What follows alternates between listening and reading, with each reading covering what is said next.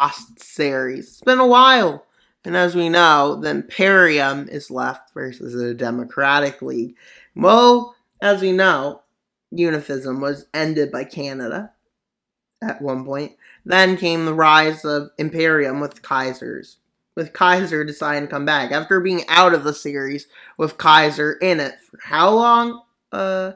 Maybe like 10, 20 episodes. It's kind of crazy. And well, another war breaks out. What a shock. Every video I make, there's a war. At least one. Even the Empire videos, there's a big war. Even in the, any video, basically. Even in, somebody saying, let's just invade, 2 countries invade. Hey, I can make this the whole world. Good thing I don't control world events. That'd be crazy. What if they started just following all of my videos that come in the future? What if? What if all my what ifs come true? What if Germany forms an empire? Well, it would probably be worse. Well, the war breaks out, and the first front line is what they call the Greenland front line. With the the Imperium landing in Democratic Pact's holding of Greenland. And I think it's either independent or Canada decided to take it over, because Canada's weird in this series. Canada became the liberator. Because, well, yeah. As they move straight across Greenland and down the coast to take some major cities. And by major cities, I mean 52,000 people. Yeah. Major cities. And you have 10,000 people at most. I don't know, because they have 50,000 people in this full area, and they all live in this area. There's 30 million people living in this area. Not 30 million, 30,000. Well, I hope it's not 30 million. See all of that area. A lot more of the area. But, taking over the population centers. Probably the better word than major cities, because how can you call 10,000 people major? That'd be like if I decided to say the most important city in the world is, I don't know, Hamburg. And they move in with a front line freezing in. Because they're in the middle of ice, so the front line freezes. And they move up the coast, and then they manage to kick the Democratic League out. But they can't get past the polar forces yet. They can't. So where do they go? Great idea. Alaska! Who doesn't like Alaska? Even if you're against Alaska, honestly. At least it has good nature, I guess. Look. Ice, maybe. And they move in. With the goal of capturing Anchorage. Assuming it's still called that. And they manage to do that successfully. With the Imperium managing to march its forces a bit deeper into Alaska, but not very far. Not into the 2024 Canadian border. Yeah, who even knows of what it'll be in 2026, honestly. Well, we got 2 front lines, so they decide to go into Argentina. And they land in the southern tip, and they move up from it. As they get away from the freezing cold areas, they make a landing up in more northern parts of Argentina. And they move south from it. As they make some landings in southern Chile. And this area of Argentina evacuates to the rest of Argentina for fighting. And well, this is the front line. Well, they're not having a good time with this. With the Imperium showing superior tactics and superior weapons. And with help of local people, they managed to successfully move into this land. As a lot of the people here do sabotage. They sabotage the front line. They move a bit into Colombia. Not very far. As they move to about here. A counteroffensive is created in Alaska and southern Argentina, which is where they manage to show their strength. But around the Caribbean, they're in trouble.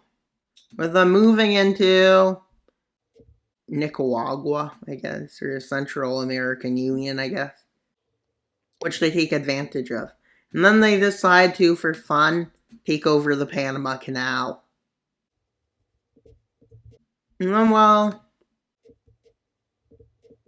a lot of this front in northern South America connects up to that other front, with Colombia attempting to launch a counteroffensive, but it kind of fails to reach its goals because, well, their enemy is showing strength against them. Well, maybe an election happened, I guess. And they move into Yucatan. And with the forces struggling to stop this offensive, they finally manage to push back and create a stalemate.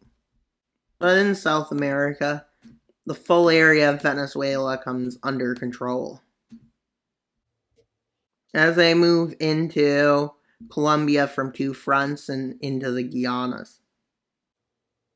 With them having such a... They decide to land in the east coast of Canada and Newfoundland for some reason. Because they can, I guess. They can land anywhere, and they decide to land over here in eastern Canada in a few spots. As they move in multiple spots, their goal here is to weaken the naval strength of Canada. Why? Because this will give them an advantage for this fight. And they land in a lot of areas, landing in Quebec and moving into New England. A counteroffensive is made with the goal of trying to prevent them from getting naval supremacy over the east coast of Canada. But they start to realize it might be too late.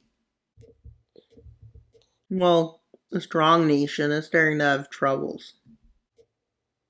They manage to sustain a stalemate here, and they decide to go on an excursion into multiple U.S. locations, including capturing Washington, D.C., which isn't good. Well, they start moving up, taking major cities on this coast.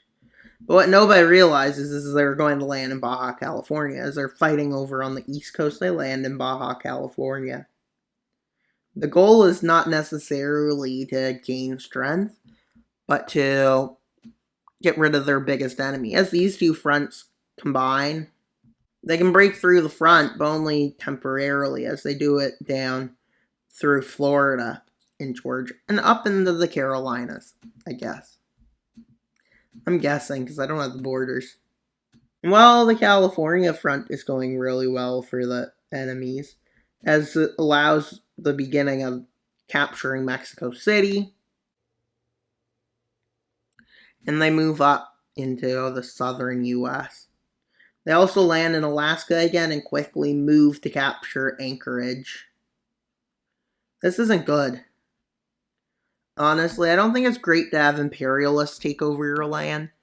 Like, that's so Britain. Like, they're acting like they're Britain. They can't be Britain, honestly. But they want to be. I mean, then with them landing in Brazil and managing to quickly do a lot. And, well, they also land in Uruguay. And they combine this front to create this. And, well, this isn't great. But they also land in Ecuador. And they move in. And, well, in the northern North American front, it goes well. But in South America, it's not going very well, as they manage to take Argentina's capital and wipe out Paraguay rapidly. With them landing in Brazil, I guess, or something. With Brazil having rebels that support the Imperium, I guess. Maybe. Maybe not. Who even knows what that was? with them running out of resources, it goes very bad. And by very bad, I mean within a couple of weeks, this is what the front line looks like, with Argentina and Chile deciding to surrender. They say there's no way of victory, which is probably true.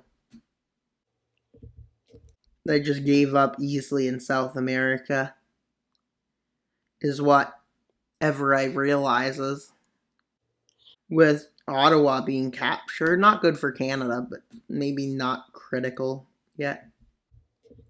Well, it's about to be critical for both Canada and the US, with them moving up the Pacific coast. Well, they decide to move towards the other major cities in Canada, and they move into some Canadian major cities and Americans alongside the Great Lakes.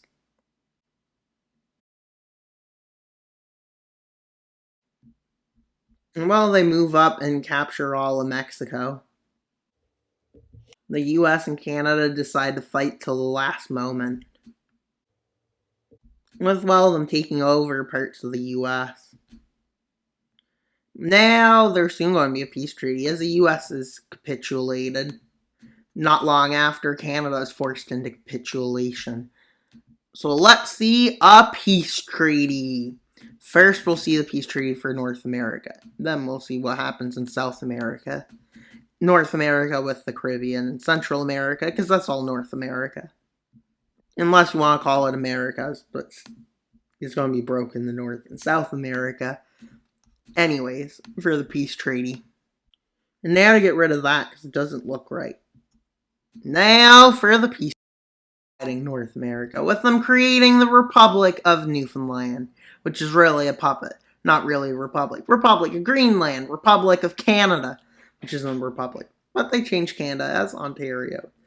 Then we got Greater Alberta. Yeah. Thought I'd call it that, even though it's like 2 provinces and a half. Half of British Columbia and the other 2. Then we got Cascadia, California, Mexico, and then a new place was created, which, Chipaz. We made New England, and they got part of the Maritimes, I guess. Russia decided they would go ahead and re-annex Alaska. There's no where I got that idea. But then we got the America, the Great Lakes Republic. We got whatever you want to call that. It's probably just, that's definitely deeply right-wing, that state. Definitely. That country definitely is. But they had divided countries. And we got Quebec. And everybody in all the Canadian provinces are like, why did you give Quebec independence? And then we gave Texas and southern United States independence. And here, not much happened. Bolivia gained some land. Southern Brazil and Amazon from Brazil declared independent as 2 nations. And Patagonia became independent, which is great for them, I guess. And as you can see, a lot has happened in today's video. But that's all for today's video. Please like, subscribe, and comment. Wild Mapper out, and on to subscribe.